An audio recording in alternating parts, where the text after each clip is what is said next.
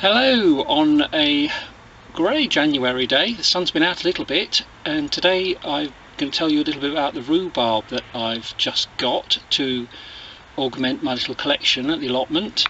Two varieties. This one here on the left is a red Valentine, and I got this from Blue Diamond Garden Centre near me, which is near the River Trent in East Bridgford. £2.99, and it's very sweet flavoured, high yielding, deep red stems, plant autumn or spring. So obviously I'm going to wait till about March or April for that one. The other one is called Red Canadian. This one they say you can plant from January to May, and you'll notice very red stalks, but looks like if you make rhubarb jelly or jam it has a normal rhubarb colour. I noticed that on the red Valentine, however, the stalk colour seems to transfer across to any jelly or jams you make, so that seems to be a little bit more interesting in terms of difference. Okay, on the Wilco one they do give you some good instructions. The minimum spacing between plants is 3 feet or 90 centimetres.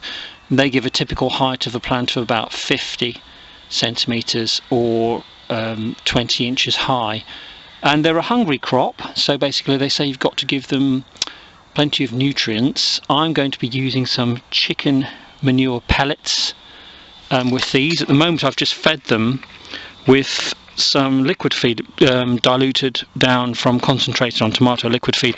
Keep them in the pots. If it's frosty, I shall put a little plastic bag over them to protect them from excessive frost, as there's a lot of snow in Europe at the moment.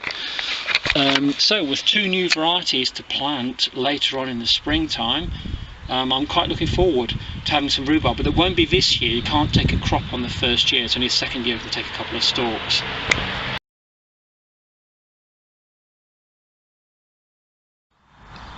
My rhubarb is growing along a bed here, a raised bed, and today, which is mid-January, coming up from mid-January, I'm going to be giving it its feed, and I use chicken pellets.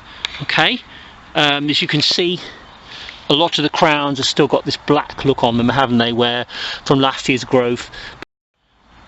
I've got a mixture of varieties of rhubarb, which mostly includes Victoria, but I've also got some Prince Albert, okay, and also I got one or two other different varieties as well, and also, as I mentioned previously, Canadian Red and Valentine, as well as I've also got Champagne Red.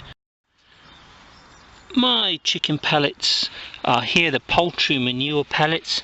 It recommends spreading around 150 grams per square metre around established plants. You're not going to dig it in because you'll damage the plant, and in the case of this rhubarb, I'll remove a lot of the dead foliage around it gently. I'll just gently snip it away and then sprinkle the pellets. So basically 150 grams it says. I mean, 150 grams, I would say it's a good handful spread over about a metre squared.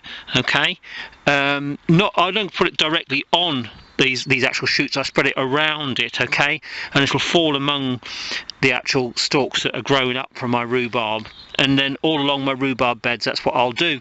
And then about a month's time I'll put another light dusting, but I also, as my little secret, put agricultural gypsum on my soil, but that's because it's heavy clay soil and I buy that in 25 kilogram packs.